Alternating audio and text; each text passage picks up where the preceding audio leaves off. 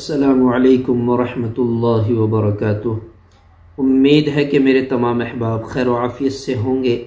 मेरे अजीज़ों प्यारे भाइयों बुज़ुर्गों, इस वक्त में एक हमारे भाई का सवाल है और यह है रिश्ते के ताल्लुक़ से। सवाल ये करते हैं, अस्सलामुअलैकुम मुफ्ती साहब, मेरी बहन के रिश्ते आते हैं मगर हमेशा ऐसा होता है कि बात आगे नहीं बढ़ती। 2 बार ऐसा हुआ कि मंगनी होने के बाद टूट गई। मुझे आपसे ये मालूम करना है कि क्या किसी ने कोई बंदिश तो नहीं कर दी, और आप वजीफ़ा भी इनायत फरमाएं। बहन का नाम बतलाया, वालदा का नाम मैं आपके सामने नहीं लेता। अल्लाह पाक आपकी उम्र और सेहत में बरकत अता फरमाए, आमीन। तो मेरे भाई का ये सवाल है, तो मैं बतलाना चाहता हूँ, साइल की बहन को चाहिए कि वो पंजगाना नमाज का एहतमाम करे।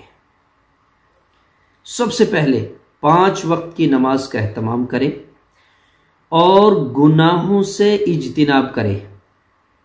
अल्लाह से तौबा इस्तिग़फ़ार के साथ सूरह ताहा की आयत नंबर 131, 132 आसानी के लिए बतला दिया। सूरह ताहा 16वें पारे में है।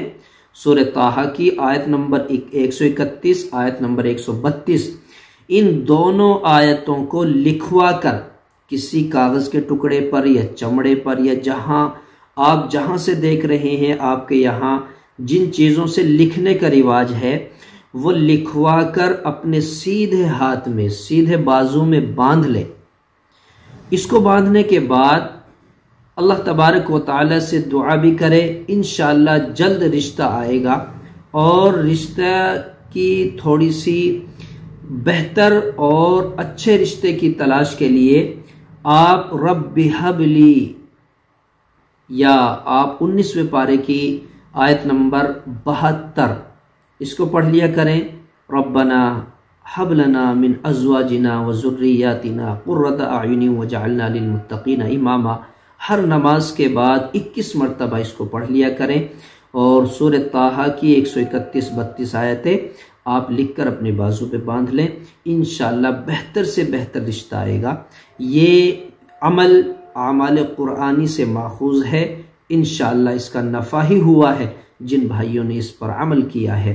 अल्लाह से दुआ है कि अल्लाह उस भाई की बहन के बेहतर रिश्ते मुतय्यन फरमाए, और जो रिश्ता उसके लिए मुनासिब हो, जो जोड़ा उसके लिए मुनासिब हो, वो उसको इनायत फरमाए।